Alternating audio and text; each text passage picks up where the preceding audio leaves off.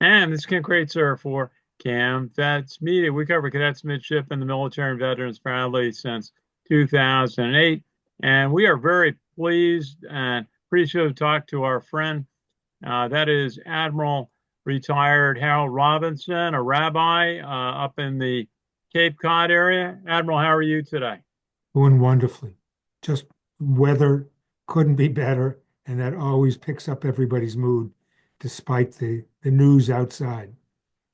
The weather is starting to get nice in the Northeast. You and I have been working on a project for, it seems like at least 15 years to update the Chaplains monuments at Arlington National Cemetery in Section 2. We donated the Jewish Chaplains Monument in 2011 with the approval of Congress, and we've proposed adding 81 names of chaplains who died in service in Vietnam, Korea, Cold War, Iraq, and Afghanistan, not already listed on the existing monuments. Why is this an important project to the military chaplains community? Well, first of all, let's talk about the community we call the military chaplains community. We chaplains are dependent across faith lines, across ethnic lines, across any of the lines that divide American society. We are dependent upon each other, and we bring uh, spiritual and moral uplift to the men and women of our armed forces of all varieties. Just reading a book by published posthumously by the Marine Corps University Press about Rabbi Gittleson um, in uh, on among other things, his famous sermon on Iwo Jima. And this was his posthumous memoir, posthumously published memoir. And he notes how when it came time for Passover, there were no Passover supplies on Iwo Jima. And one of the Christian chaplains wired together uh, an abundance of Passover supplies, matzah, but not just matzah, all sorts of things that arrived in time. And Rabbi Gittleson points out in the book that they could have supplied the entire Pacific theater from what they received on Iwo Jima. And it's that kind of cooperation that America needs to recall and commemorate. And these Chaplain Corps memorials in Arlington help us recall and commemorate the cooperative nature of being an American of whatever faith. Well, it was so important and such a positive when we were able to gain approval of Congress to donate the Jewish Chaplains Monument with 14 names of rabbis who had died in service. And and we had such a nice dedication back in 2011 with a beautiful ceremony in the Memorial Amphitheater of 1,000 people there and 50 family members of the 14 chaplains who are honored on the new memorial.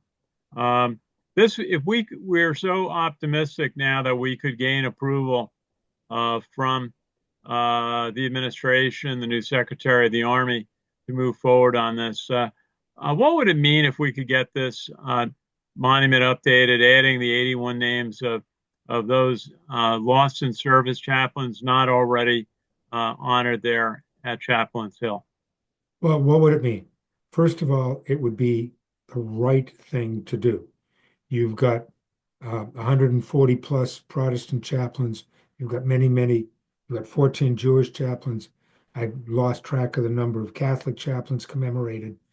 And why should any family of a chaplain who perished in service not be able to say, my father's name, my uncle's name, my son's name is commemorated along with those other 200 names um, uh, in the same category, chaplains who perished in service. So number one, it would be the right thing to do.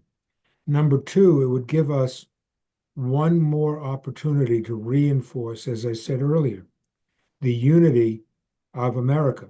We grew up in an America where we believed that every human in America had the right to freedom of religious expression. And our servicemen and women don't have that ability unless there are chaplains to assist. You can't go this week. We're going to have um, Catholics and Protestants attend sacred worship services for Easter. And uh, the Catholics are going to receive Mass on Easter Sunday. And not just on Easter Sunday, but for example, if you're on a destroyer in the middle of the Persian Gulf right now, you can't go into town and receive Mass. You can't just say, oops, I've got to take some time out. I'm going for Mass. We've got to bring Mass to you. And that's what the chaplains do. And they do it, as I said, cooperatively. Same thing for Passover. There was a Passover Seder in the Persian Gulf on Saturday night, and the chaplain corps brought that to those folks, not just in the Persian Gulf, in the Red Sea, in Germany, where we're staging because of um, things in Ukraine. This is the moment to reinforce those values. Very good. And now, Robinson, you made a recent trip to Israel, and you've been going back and forth your whole life for many years, and you've been surveying the situation there. What did you see when you were in Israel this year? Well, let me relate it back. Um, when I retired from the Navy, I took the office of uh, as the executive director of the uh, National Jewish Welfare Board in New York. The office at the time was on 21st Street and Broadway, right at Madison Square. And about half the members of the staff, there were about 45 that worked in the office at the time, about half had been present at 9/11. And they weren't, it wasn't their building. I mean, it's it's a good deal. It's a good, pretty far away. It's a true hike, but they had to walk out of Manhattan to get away from that crisis.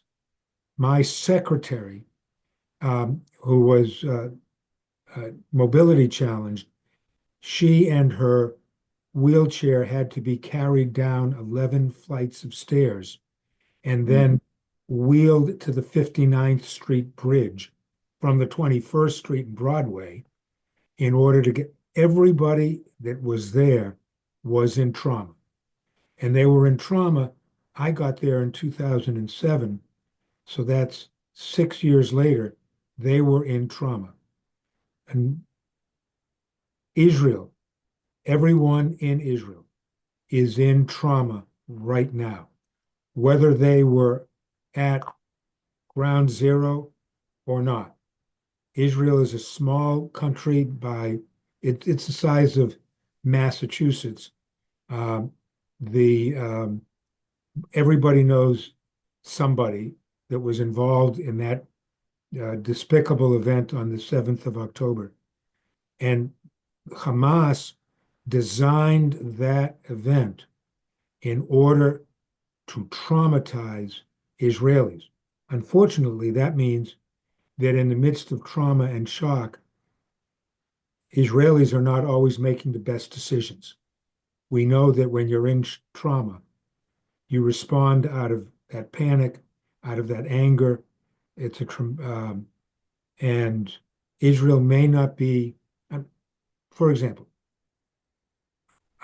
I cannot find an Israeli that believes that they can actually destroy Hamas. We just don't anymore. We didn't destroy the Viet Cong. We didn't destroy ISIS. It's still operating. We certainly didn't destroy Al Qaeda. Um, so uh, we know better. But when you're in that kind of fear or flight trauma response, you try anyway.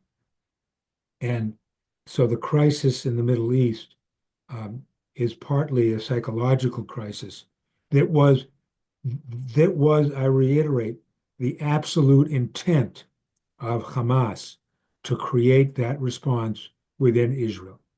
That's why they did the rapes. That's why they filmed the rapes. That's why they filmed the murders. That's why they are still holding hostages. It was intentional to create this kind of trauma uh, in an organization. I won't say this about all Arabs, but in that organization where their own life is cheap and everybody else's life is forfeit. Well, really, our best wishes to everyone in Israel.